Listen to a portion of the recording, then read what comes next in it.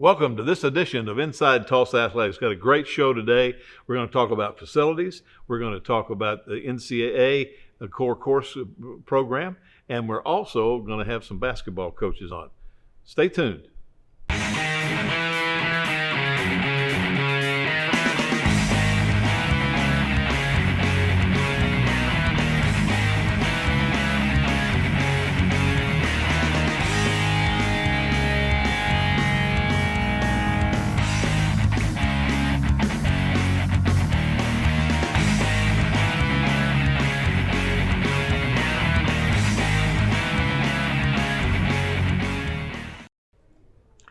Welcome back to Inside Tulsa Athletics.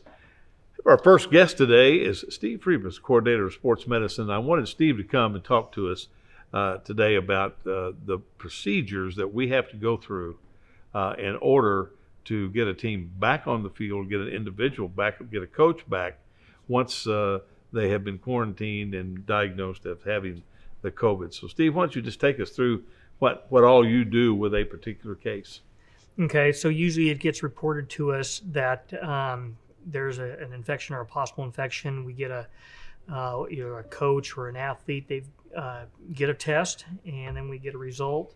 We try to prevent it in the first place with just getting our screening processes, and then it starts the process. Once we have a positive case, we have a internal tracker that on our district website that I have to put the person's name into. We discuss with the coaches and the ADs who was all could be possibly exposed. We want to make sure that we include everybody, and but then we don't want to be quarantining kids that they missed practice that day, or they don't need to be quarantined. And so we get that. We put them all into the tracker. Immediately, the coach has informed the team that maybe practice is suspended, or and what they need to do going into their quarantine procedures, that they're supposed to stay at home. I generate a letter that is sent out to the parents, and we basically give them options of what to do, whether to go get tested. We give them the date that they're quarantined until, and right now we're all distance learning anyway, but what time they would be allowed to come back to in-person learning, options for meal sites that they can, somebody can still pick up meals for them at our schools. So we don't want them to be disrupted in terms of the educational process, but we've got to keep the team safe. If we're scheduled to play any games during that quarantine period, we inform the officials, we inform the competing schools that they're supposed to go up against. We try to reschedule those games. That's been a big challenge too, because you might reschedule a game, then the other team goes on quarantine. So the last couple weeks of the seasons are really compressed. There's a lot of games in a short amount of time. But I think we've done a really good job of keeping, I guess you could say, spread. There's only been, since June, I think there's only been one instance where we can say that one kid then spread it to another kid on the team. Most of the time we've been able to cut it off, and the rest of the team stayed safe. And most of the infections that we've been able to report came from outside. It wasn't that it was between a team, it was that an athlete's parent tested positive, or a sibling, or they went and visited grandma or something. It's something outside. So I think overall, the procedures we've had in place with Tulsa Public Schools has really kept our numbers low if you really think of the number of contacts in any given day. I mean, if you've got 20 kids, that's 20 contacts, and you multiply that by how many times a day, by how many sports we have, by how many teams and schools, that's a lot of exposures, if you want to call it that, and we've really done very well keeping it very low. And we've been going since June. Since June, yeah, June 6th is when we brought them back on. Off-season programs and everything, and we've talked about this almost ad nauseum, really. But realistically, we know when those kids are on campus, they're safe. Yeah, because what we don't know is when they're away from us. Exactly. What we do to keep our facilities safe, disinfecting the spaces with our electrostatic sprayers, kids having the temperature checks and the questionnaires as they walk in, hand sanitizing constantly, keeping kids in small groups, chairs on the benches are separated. We don't use the locker rooms. They come dressed, they come ready to go, they leave immediately. Nobody hangs around. Our facilities are very good. Well, I tell you this, thank you because you brought those sprayers to us, 4 years ago? Mm-hmm. You know, we had been using those predominantly in wrestling room areas and everything because there is the infantile infection and everything with wrestling. And when all this broke out in the district, we said, well, we've got the sprayers, you know. Now they modified the sprayers from what the Yeah, first they've updated them. deals that we had, but we were able to help the physical plant buy sprayers, and now I notice they're using them different places where I am now. They come in and they've got the technique down pretty much, but I think that's been a big difference in our athletics areas because we have had them before. The ADs were accustomed to them. I can remember vividly on March the 12th when we were getting ready to host at Memorial, and I asked Mark Dover, the athletic director at Memorial, you probably need to go spray all the seats down before people come in there. And we borrowed, being that they were going to be a host, we borrowed a couple sprayers from a couple other schools so that we could get it done quicker. Get the thing done quicker, and now that's commonplace. You know, we do that every time now, and so on as well. As we look forward to going back to school, do you see that being as a challenge for us? Now, I look forward to the kids coming back. I think we do a good job and that we're ready for it. We've been ready for it, and it's just waiting for the green light. I agree. I think we have too. Well, Steve, thanks for being here today. Thank you. And sharing with the protocol. I know it is a long, long process that you go through, and sometimes we don't get the letters out until the process is over, but we are trying to do that. When we come back, we'll have Matt Noble, the powerlifting coach at Edison. Which one of these items can be recycled in the city of Tulsa's blue recycling cart? Mini blinds, hanger, plastic bottle. The correct answer is plastic bottle. Plastic bottles and jugs are great for the city of Tulsa's blue recycling cart, but mini blinds and hangers should be thrown away in the gray trash cart. Learn more at tulsarecycles.com. Being an athlete at Nathan Hills means that you have to be consistent, outgoing, and be dedicated because students at Nathan Hill look up to the football team. Being an athlete at Nathan Hill has taught me to be confident and disciplined and always to be open-minded and always ready to work with people no matter how difficult it is.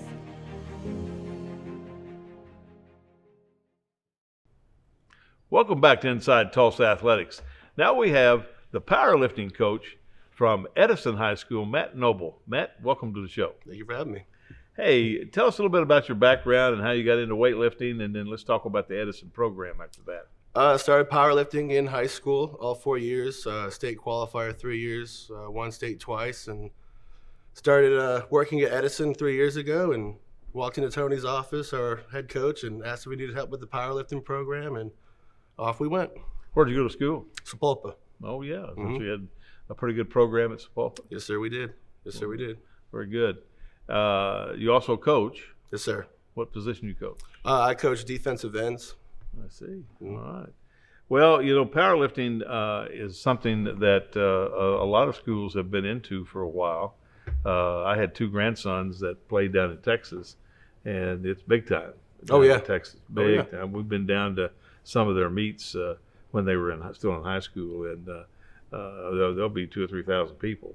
You know, it's a great experience. I mean, it's definitely a different type of competition for sure. Well, it keeps those kids competing in the off season. Right.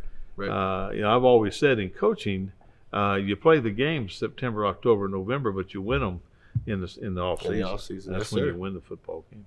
Well, tell us a little bit about the Edison program. So right now we are in phase 1 of our off-season program. We're working primarily in the weight room.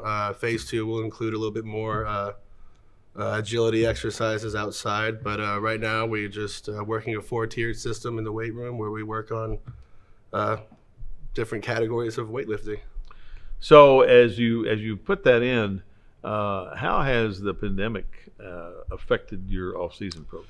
You know, it's funny. I feel like it's been so long that it's really not affecting us too much anymore. I mean, I've gotten pretty good with the sterilization gun. The kids are doing great with wiping down their equipment and hitting the hand sanitizer before they use a rep. So, you know, it's almost It's almost like it's normal now.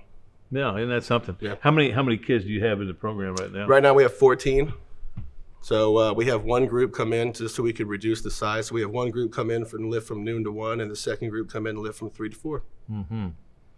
What do you think will happen as when we go back to school? Will that open up the program a little bit? Oh, absolutely.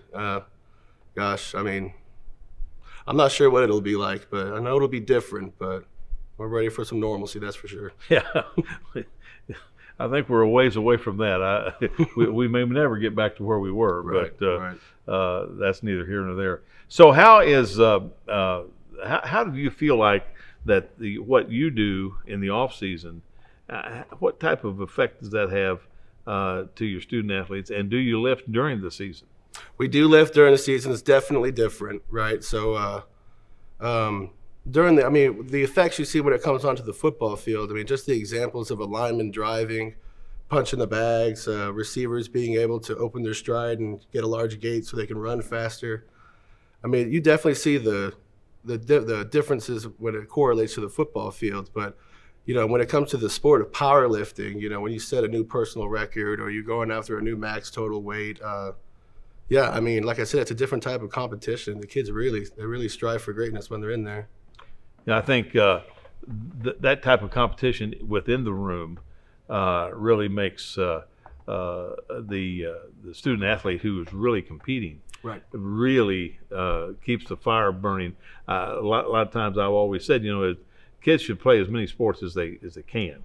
And to me, this gives those kids that are basically going to be football players, and that's about all they really want to do, gives them an opportunity to have competition in the spring. Right, and it's a competition, like rather than being on a team, it's it's one-on-one, and it's me versus him, So, like I said, it's different, but it's it's great. Sometimes it's you versus the bar. Isn't it? Exactly. I gotta get 5 pounds to beat the guy in front of me. So exactly. you gotta push yourself. Well, do you have as we get out of the pandemic and everything? What kind of plans do you have for your program in the future? Oh, getting back to where we were when we didn't have to socially distance and start disinfecting everything. Going to routinely to meets. Hopefully, we were on pace of starting a female powerlifting team. So hopefully we can get back to doing that. That was one of my probably biggest goals going into the new year. But yeah, I mean, like getting back to normalcy, going back to meets. I think that's interesting. You mentioned that. My son-in-law is an assistant football coach and was in Texas for 30 years. And he was the girls' powerlifting coach in the off season. Yeah. And we went to a couple of his meets, and you talk about kids competing now. Oh yeah, those girls compete. Talk about a whole different type of competition there. Oh man. Yeah. And that's I think the first day that we had our first practice when it was really going over technique and everything, I could see it's a whole different type of stride for them. They love it. Well, I think that's a great thing because that gives our female student athletes another opportunity to perform. Absolutely, and be healthier. And be healthier, absolutely. Well, hey, listen, Matt, I appreciate you being here today. Yes, sir. And good luck as we move through this rest of this school year. And hopefully we can get to summer and get back to that June off-season time and get our kids back in school. Yes, sir. One day at a time. You betcha. When we come back, we're going to have Aaron Daniels, the head boys basketball coach at Central. Which one of these items can be recycled in the city of Tulsa's blue recycling cart? Glass bottle, string lights, ceramic mug. The correct answer is glass bottle. Glass bottles and jars are perfect for the city of Tulsa's blue recycling cart. But string lights and ceramic mugs should be donated or thrown away in the gray trash cart. Learn more at tulsarecycles.com.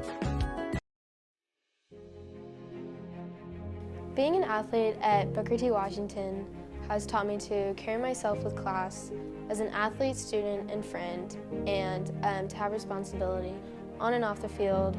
Being an athlete at Memorial High School has taught me to be a better person because when you play sports, attitude is the main thing you have to deal with. Not just your own, but other people's. It also teaches you to be the bigger person.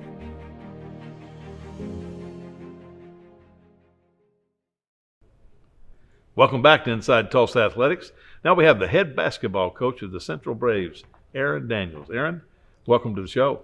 Thank you. Glad to be back. Well, we're glad to have you back, and let's talk a little bit about your season. Okay. Well, I mean, we are struggling right now. As I say to my boys, I say we're stinking up the joint right about now, for a bunch of reasons. And I don't want to do too much whining and crying because we know what the circumstances are with the pandemic and everything. So it's hitting everybody, but everybody's being hit differently, and we've been hit pretty hard. We've had to start and stop 2 different times.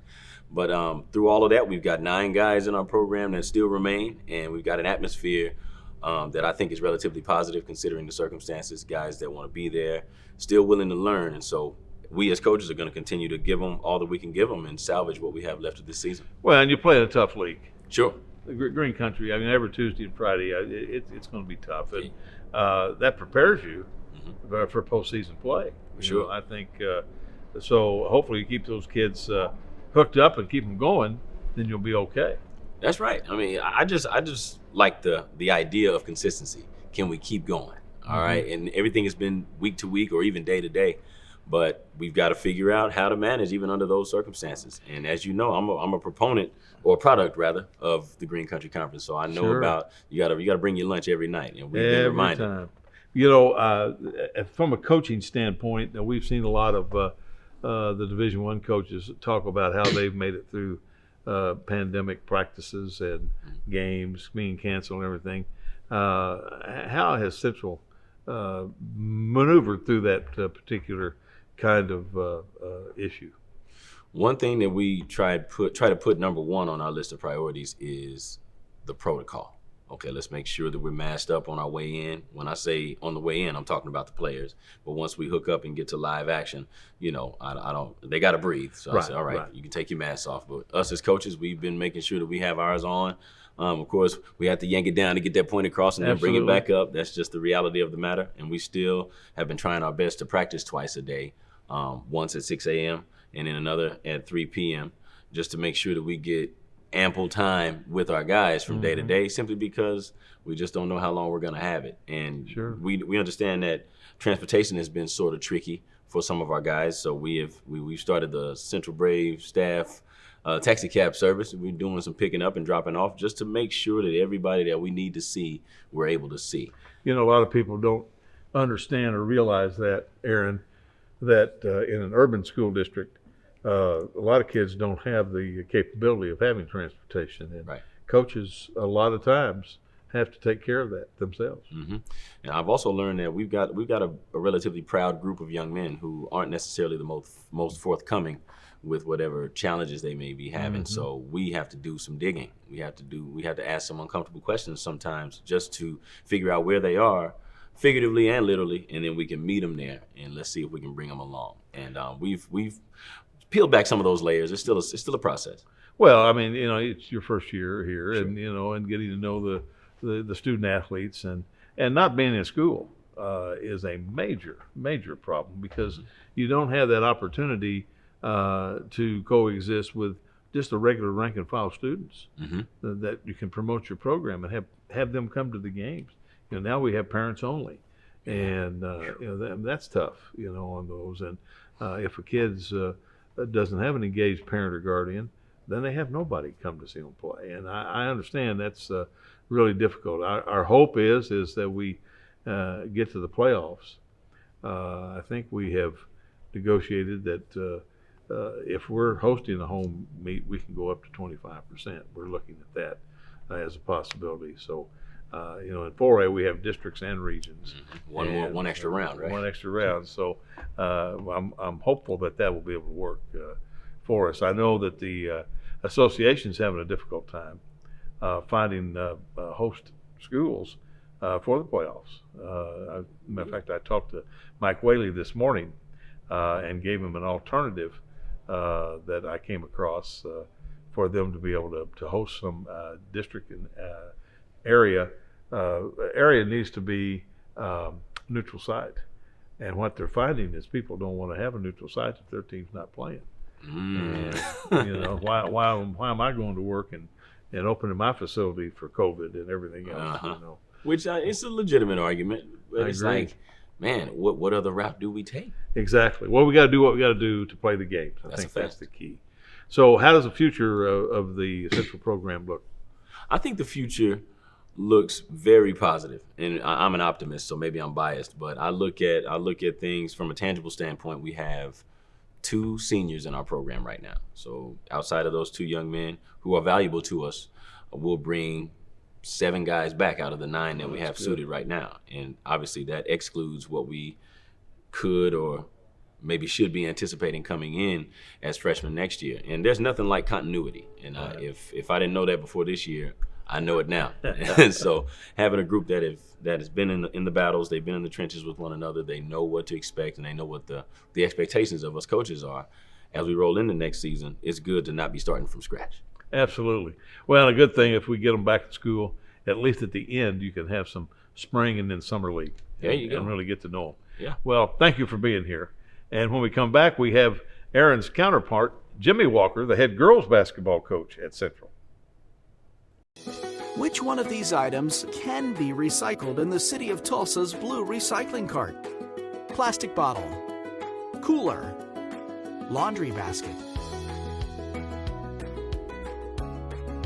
The correct answer is plastic bottle. Plastic bottles and jugs are perfect for the city of Tulsa's blue recycling cart. But coolers and laundry baskets should be thrown away in the gray trash cart. Learn more at tulsarecycles.com.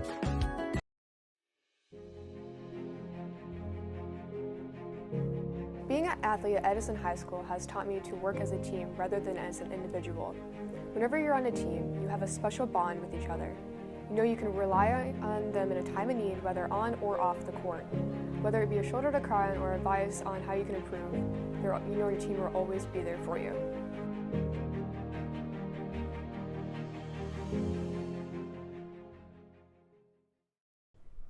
Welcome back to Inside Tulsa Athletics. Now, as I said, we have the counterpart. We have Jimmie Walker, who's the head girls coach at Tulsa Central. Welcome to the show, Jimmie. How you doing, Mr. Cloud? I'm doing great. Hey, boy, what a year, huh? Yes, sir. You come in your first year. We don't have kids in school. We're canceling games. How do you handle that as a coach? Well, it's been tough, but I always had that motto: no excuses. So you just go with whatever you got, and we had tryouts. We only had 4 kids, so we had to keep those kids. Right. So, but the kids have been doing really good. Just adapting to everything, and as coaches, we have to adapt to everything. So, it's been weird and strange, but hey, you just go with the flow, and just lucky we're playing. And that's the key thing. I think our coaches have done such a great job of following the protocol, keeping the kids safe, and moving the season forward. We've had some quarantines, but everybody has. Yes. And that's going to happen. But to keep continuity within the program and everything, and we're building for the future. I've always said, as a first-year coach, first year is the worst year. You got to get through that first year. You got that right.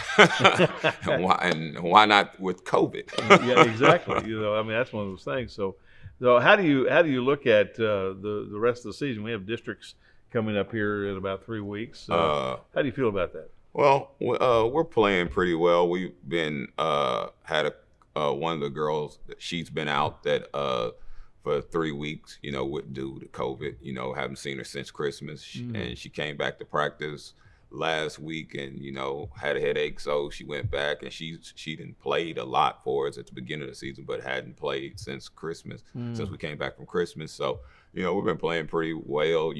Tough schedule. We didn't play Rogers the other day and was down 8 with 2 minutes left in the game, but playing really 5 players, and 2 of them got in foul trouble, so had to go to the bench and next thing I know, they go on a 9-0 run the last 2 minutes, and then we're down, I think, 12, 15. So that's your ball game after you didn't fought. But the kids been doing really well this year, 5-7 right now, so can't complain. Well, 5-7 in the first year. I think how detrimental is it that we don't have kids in school right now? It's tough because, they're not eating. Right, so you got to make sure you feed them before the game. they're staying up all times of the night. You know, I got a text, matter of fact, one of my players, hey coach, I need this for tomorrow, and it was at 12:45. So I'm asleep. So you know, they're not going to bed. So, you know, they're not getting the proper rest they need. And then also just being a new coach and not being able to get kids to come to tryouts. You know, if you're in the school system, you can get kids to come in, and, you know, that's the hardest thing, you know, just being a new coach. You know, you got what you already had, you know, and whoever came to tryouts, and when we did it, like I did it for an entire month, junior high and high school, and still the numbers were low. So, you know, I think getting back in school next year will help us get more kids. I don't think there's any doubt. I'm hopeful that if we're able to start in March, and even maybe before, the board is considering maybe even before March 22, to have at least that last 8 weeks with those kids, so you can identify potential athletes. Because there's athletes there that we probably don't know about. Yes. All over the city, no question. What plans will you have for next summer if you get those kids back? Just put in some work, get better, you know, and, you know, like I said, my no excuses. So, hey, first year, we'll just look at that, you know, as a learning period, and but we're still, you know, hopefully trying to win district and win that first playoff game, even though we got 6-7 players, but get those kids back, and I have everybody back except for one. I only got one senior. So one senior. Yeah. We'll be really, really, really good next year with the 6 or 7 that I do have, because they done played a lot, and, you know, they played a really tough schedule. We played Broken Arrow, we played Carl Albert, you know, teams that they haven't never really played, and Carl Albert's number 3 in 5A, and we were in the game with them only down 8 or 10 at halftime again. So, you know, we'll work this summer, and hopefully, you know, try to come out and have a really, really good season, and just build off of this year. I think the future looks good with you. I think feel the same way about Aaron. I think you guys will get the basketball program at Central, because it's been up there for a while, and, you know, you have those peaks and valleys. There's no question about that. And not being in school, there's a lot of reasons to have excuses. You know, we don't want to lay on those excuses, but that's kind of how it goes. Well, hey, thanks for coming. I'm glad you're here today. Oh, you're welcome. Thank you for having me. Good luck for the rest of the season. And when we come back, we'll have Lamar Burks, who is the sports historian at Booker T. Washington. Which one of these items can be recycled in the city of Tulsa's blue recycling cart? Air filter, cardboard box, toy car. The correct answer is cardboard box.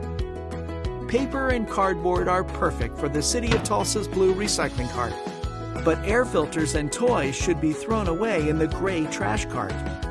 Learn more at tulsarecycles.com.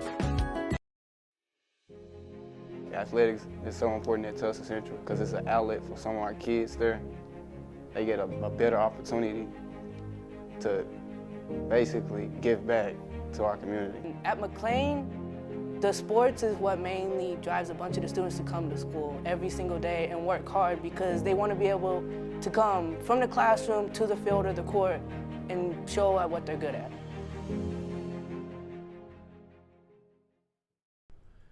Welcome back to Inside Tulsa Athletics, and today we have a very special guest, Lamar Burks. And Lamar, of course, former coach, but now his passion is the Booker T. Washington Sports Museum, and what a great find it is for us. And I think a lot of people, Lamar, don't know about that, and we want to talk about that. But how did you get started with that? I actually got started with that. I dreamed about it, thought about it, been in sports all my life, and one day I went to Booker T to talk to Coach Mims, and he was up there waiting for me. When I walked in the door, he said, "I need to see you," and I said, "I need to see you," and we had the same thing on our mind, and that's how it kind of got started. And then another teammate of mine, the late Gerald Hicks, we got together and we started putting the ideas together and collecting artifacts, and it just presented itself. Is it open to the public? At this time, you know, COVID is undefeated, and it's shut down, and it's kind of like, it's driving me crazy because I love sports. So I go to all the sports museums, and I'm just waiting to get back in that building. Well, it tells a tremendous story about the legacy of Hornet athletics, and certainly something that anybody that's been around Tulsa at all, once it does open, would really want to get in there and take a look. What are some of the things that are displayed in there?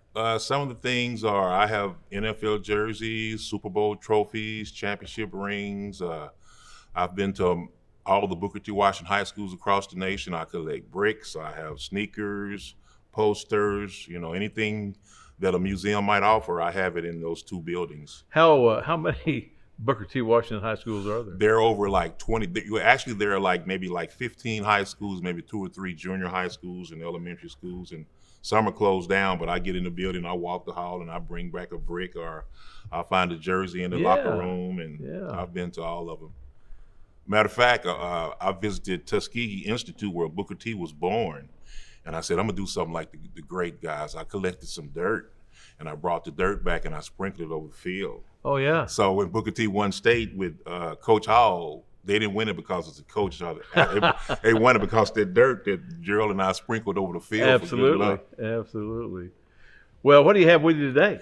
What I brought today was I brought a few items. This is the first trophy that the football team won in 1922. This little sheet of paper is probably as old as this trophy itself. Jeez, and I went to Booker T yesterday looking for it, and I couldn't find it, and I was sick. And I said, maybe somebody stole it. I got up this morning at 7 o'clock. I went through my garage. I tore everything apart. I still couldn't find it. And something said, Berkshire, it's in a bag out there. You put it in a bag to take it back to Booker T. And as I was walking out the door, I moved some more things around, and I found it. My day is made. This here is a basketball.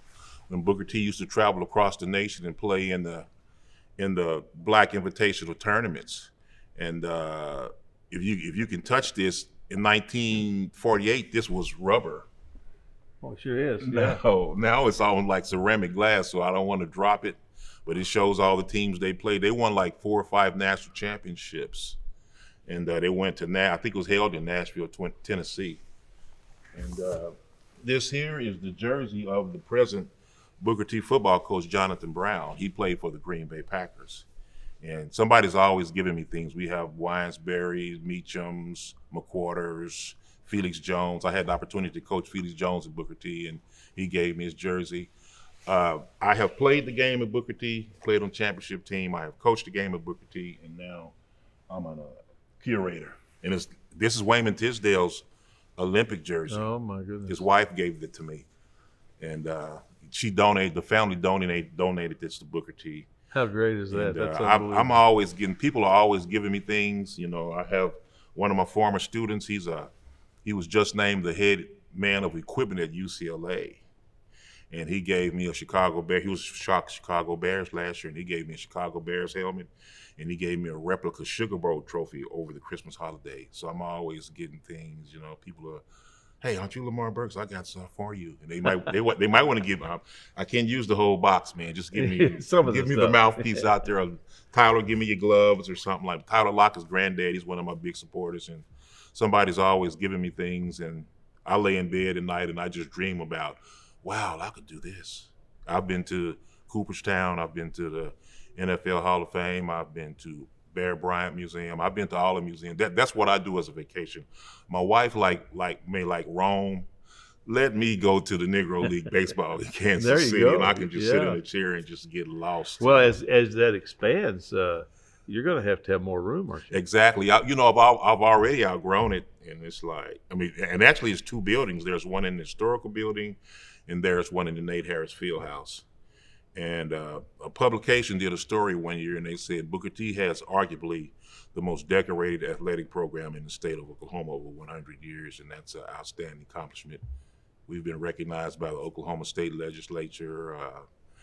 People do a couple of guys did a documentary on the football program, and it's just like, this is Burks, this is your job, this is. Well, the thing about it, you've got a great subject to work with. There's no question. And I know about it. It's not something that I have to study about. Absolutely. I grew up in the shadows of Booker T. Right.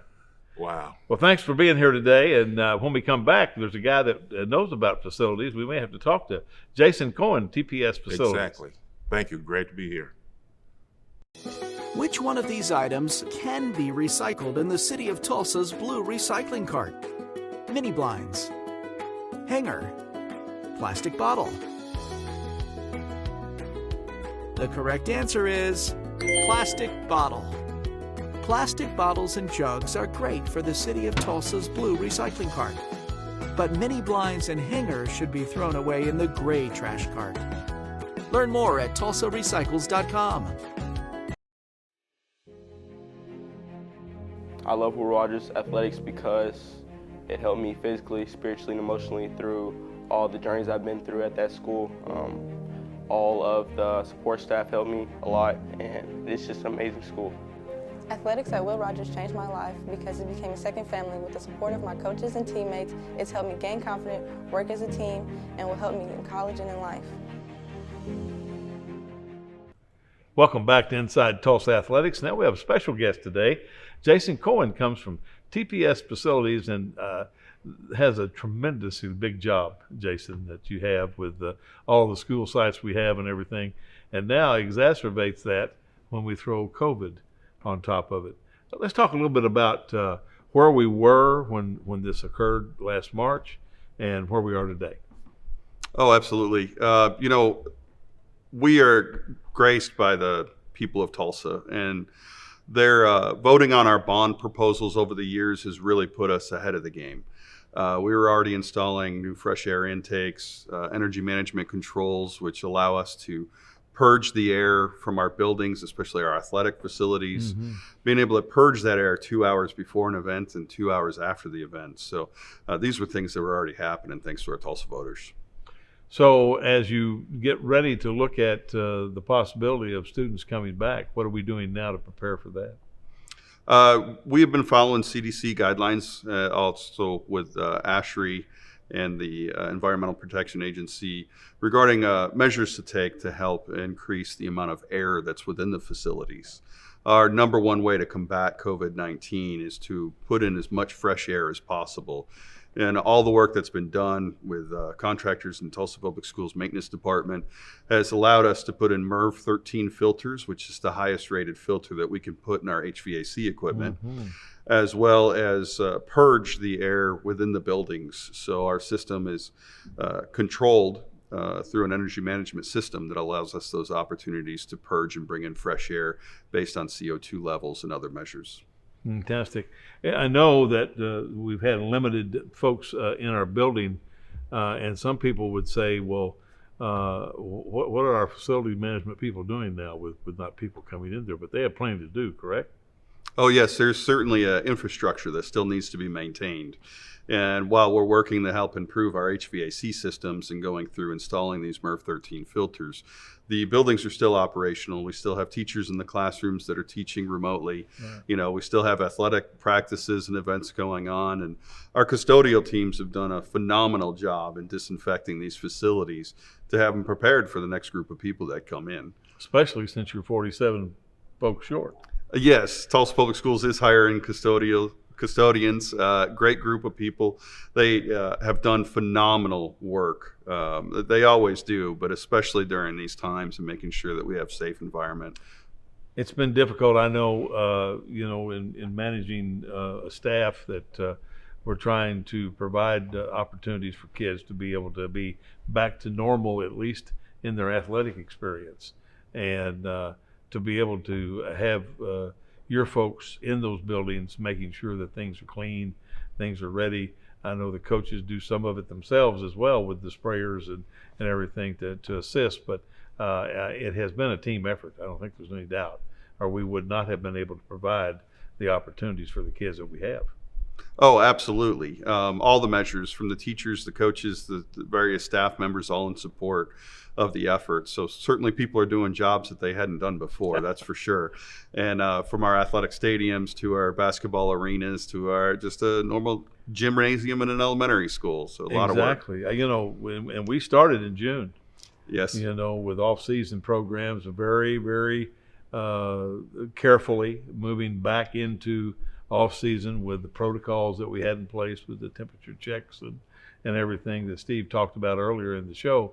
And yet, we have, I think, have had minimal number of quarantines and pauses and shutdowns with our teams. And I think that is the reason why, is because the facilities have been prepared, as you have stated, for not only the student athletes, but the coaching staff, the teaching staff, and what fans we've allowed in. Only the parents have been able to attend the games this year. We allowed no parents or nobody to volleyball, and then we did go with the parents only for basketball and wrestling. And we'll be glad to get to the spring where we'll be back outside again. We'll be back up to 25% in the stadium, which will be fantastic. But is there anything else on the horizon you want to tell us about that's happening in the facility management program? Well, we will soon be looking for a new bond proposal for the 2021 bond. And people have to understand that without these bonds, we would not be able to keep up with our infrastructure. We all like the new stadiums. We all like the new basketball arenas, but there's a lot of HVAC equipment and infrastructure that needs to be done. But special thanks to the people of Tulsa. Well, we always thank our taxpayers because they have done such a great job in Tulsa. And I say this as I travel around the country with various AD groups. There's not very many urban school districts that have the kind of facilities that Tulsa Public Schools has. There's no question, both athletic and academic. And I think we're blessed to be in Tulsa.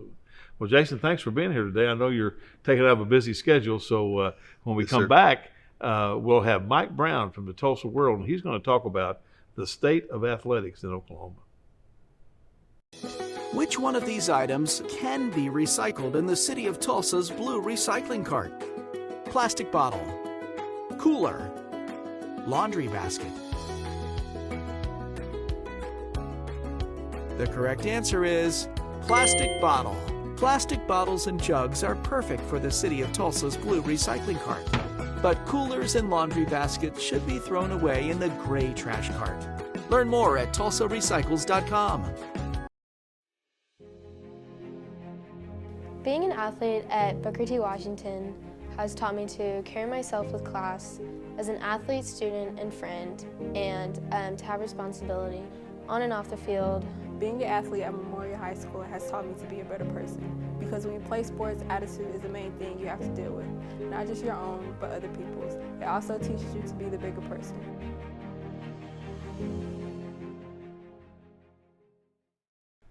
Welcome back to Inside Tulsa Athletics. Today we have Mike Brown, the Tulsa World sports writer, and Mike covers everything, but predominantly high school for a long time. Have done some college and everything, but Mike, as you see and sit back now, we talked about the 1-year anniversary of knowing what COVID was, or at least knowing that it was something that was not good. How do you view athletics, especially high school athletics, in the state of Oklahoma today compared to a year ago? Well, I think it's fantastically good considering the issues that a lot of people have had to deal with. Every coach I've talked to for 10 or 11 months, even if they're winning, even if they haven't had a lot of cancellations, they always tell me, I'm one phone call away from being shut down for 10 days to 14 days. Mm-hmm. One coach this year worried he won a state football title, and he continually told me, yes, those other teams are good, but the thing I'm worried about is COVID. And we may have the best team, but we could be shut down tomorrow. That's the thing I think that a lot of people didn't realize. We have a staff meeting every Monday morning at 9:15 in my office, and I close about every one of those staff meetings with, well, we're another week of a definite maybe.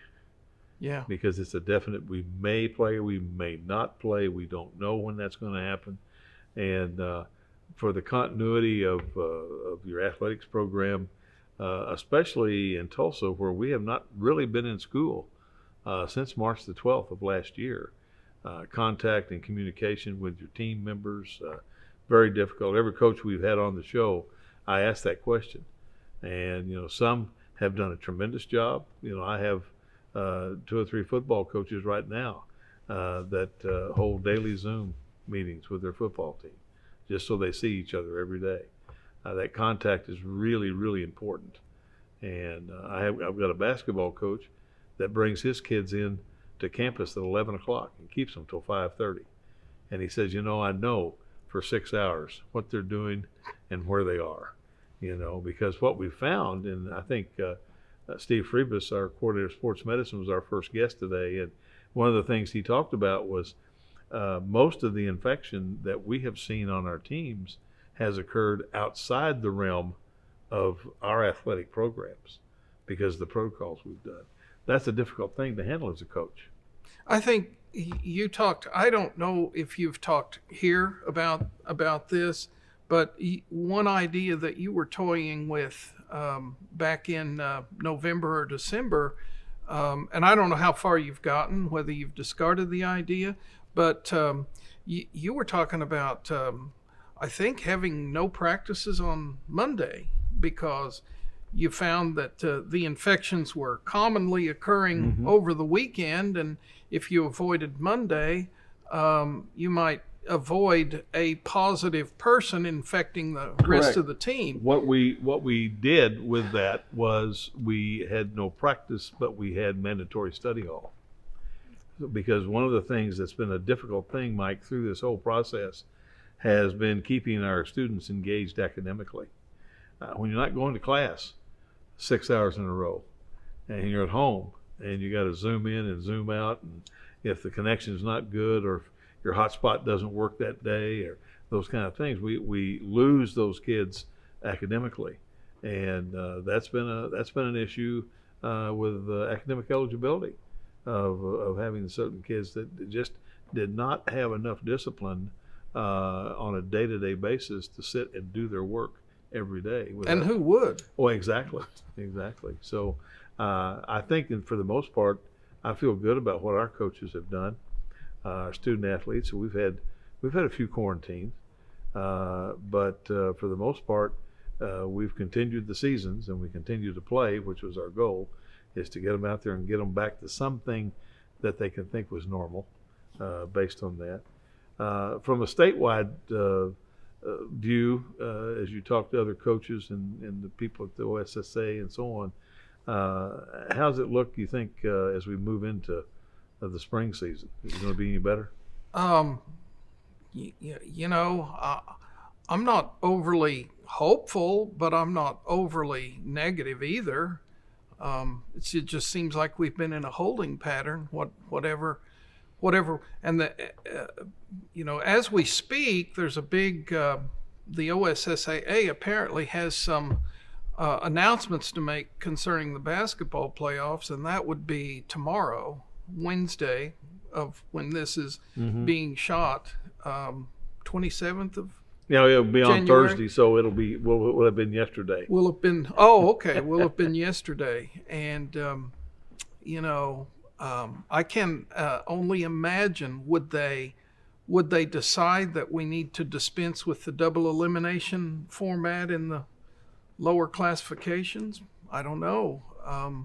They certainly made some adjustments in football season, and I'm not sure I was in favor of all of them, except that I think they were trying to be fair. I give them the benefit of the doubt on what they did in football season. The all qualification? All qualification, extending the season by a week, putting everybody in that wanted to be in. The only really frustrating part to that was football season was just so frustrating because so many teams were canceling. Right.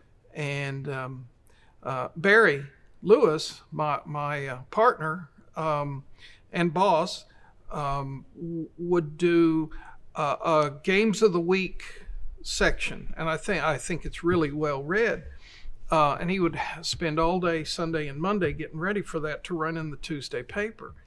and it seems like on Monday afternoon, It would be he over. would have to rewrite 3 or 4.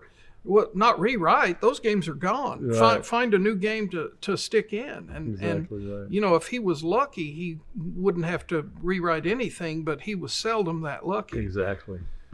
Well, Mike, thanks for being here today, and we'll have you back when we have a more positive thing to talk about. Coming up next, Mick Wilson, Deputy Director of Athletics. Which one of these items can be recycled in the city of Tulsa's blue recycling cart? Glass bottle, string lights, ceramic mug. The correct answer is glass bottle.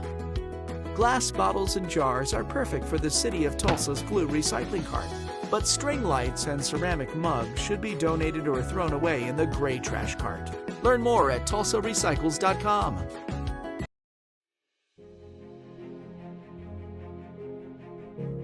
Being an athlete at Edison High School has taught me to work as a team rather than as an individual. Whenever you're on a team, you have a special bond with each other. You know you can rely on them in a time of need, whether on or off the court. Whether it be a shoulder to cry on or advice on how you can improve, you know your team will always be there for you.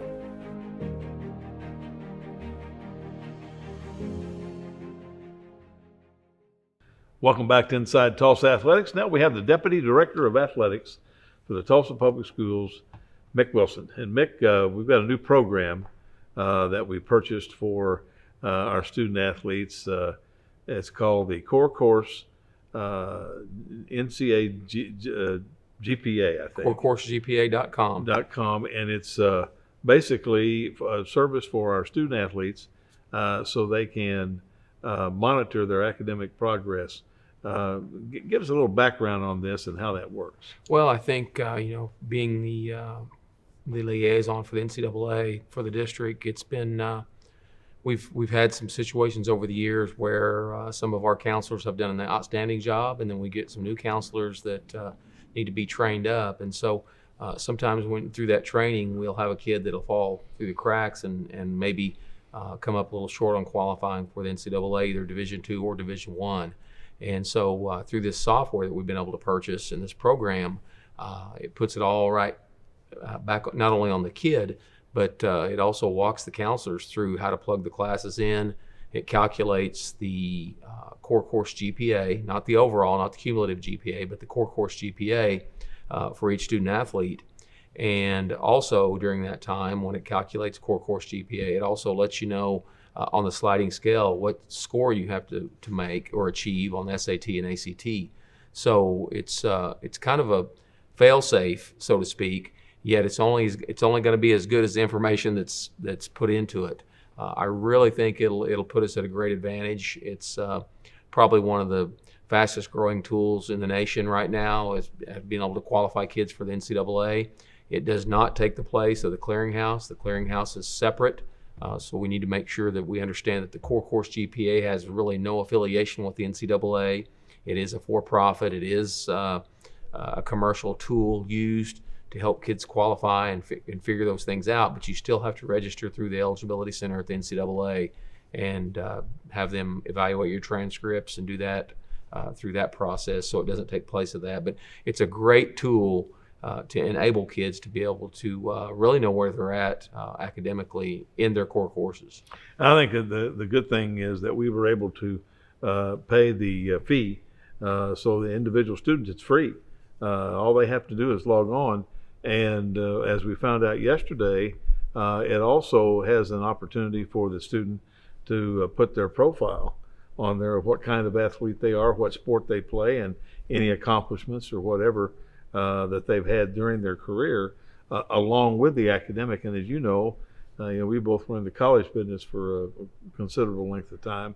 A lot of times the first stop we'd make would be at the registrar's office to see if the kid even qualified before we spent time recruiting them, because if they don't qualify, there's no sense in recruiting them. No, this is the great thing about this is it's really, other than being able to acquire some huddle video or some YouTube video or something like that for highlights, this really is a one-stop shop for everything they're going to need help get them ready for the next level. So I think our kids are going to really appreciate it once they're able to get in there. I know our counselors are going to really have to do that, and of course the courses and core courses will still go through our office, the NCAA, and we'll have to submit those on the 48H form, which those go through our office, and then we send those in and get them approved.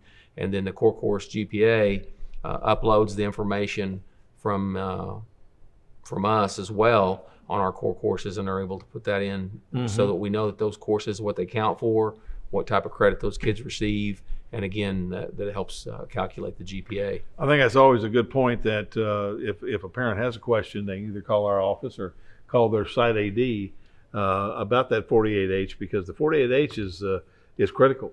If a kid is taking a course that is not listed on that 48H, it hasn't been approved by the NCAA clearinghouse, and that will not count. No, and you know, fortunately or unfortunately, Gil, there's been some times where we've had to go back and submit a course that maybe a student athlete took, and at the time it wasn't on the 48H, and so then you file an appeal and send that class in, and in some cases we've gotten those approved, in some cases we've been denied. And in a few cases, when those courses get denied, then that's really a big tell of whether those kids are going to qualify for aid or non-athletic aid or athletic aid. So there's some things there that we need to work through. But I think Dan Esau, the salesman and the rep for Core Course GPA, is really accessible and has done a good job of explaining that to us. The great thing about it is that we have a QR code and a school code for all 9 high schools, so they'll be able to download those apps on their phone and on their computer at home and create their account for not only themselves but for their parents. Now, that'll be a great thing for our kids. Well, Mick, thanks for being here and sharing that with us today. And we'll be back after these messages. Which one of these items can be recycled in the city of Tulsa's blue recycling cart? Mini blinds, hanger, plastic bottle. The correct answer is plastic bottle. Plastic bottles and jugs are great for the city of Tulsa's blue recycling cart. But mini blinds and hangers should be thrown away in the gray trash cart. Learn more at tulsarecycles.com. I love Will Rogers Athletics because it helped me physically, spiritually, and emotionally through all the journeys I've been through at that school. All of the support staff helped me a lot, and it's just an amazing school. Athletics at Will Rogers changed my life because it became a second family. With the support of my coaches and teammates, it's helped me gain confidence, work as a team, and will help me in college and in life.